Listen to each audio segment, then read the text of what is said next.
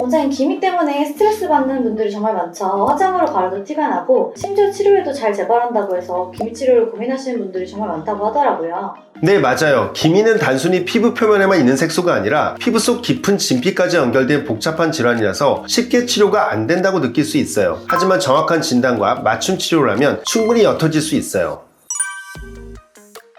먼저 기미가 정확히 어떤 걸까요? 잡티나 주근깨랑도 다른 걸까요?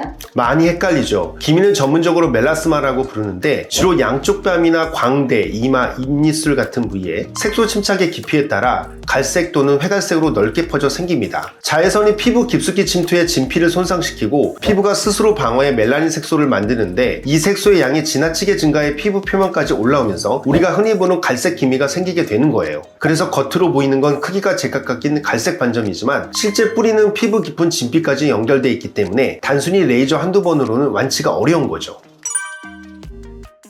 근데 원장님, 환자분들이 이게 기미인지 잡티인지 모르겠어요 라고 많이 하시잖아요. 구분할 수 있는 방법이 있을까요? 잡티라는 단어를 기미와 달리 주근깨, 작은 일광흑자, 작은 검버섯 등을 통칭한다는 전제하에 기미와 잡티를 간단하게 구분해보면 기미는 경계가 흐릿하고 넓게 퍼져서 마치 그림자처럼 번져 보이는 게 특징이에요. 이에 반해 잡티는 일광흑자나 검버섯처럼 경계가 명확한 동그란 반점으로 보이거나 주근깨처럼 작은 점들이 여러 개로 흩어져 있고 어렸을 때부터 생기는 경우가 많아요. 물론 두 가지를 육안으로 이렇게 어느 정도 구분이 가능하지만 정확한 진단은 피부과에서 확인하는 게 가장 좋습니다. 잡티와 주근깨는 주로 피부 표피층에서 발생하지만 기미는 진피층까지 연결되어 있기 때문에 치료 방법과 사용하는 레이저가 완전히 달라요. 그래서 색소 치료는 정확하게 진단하고 치료받는 것이 정말 중요합니다.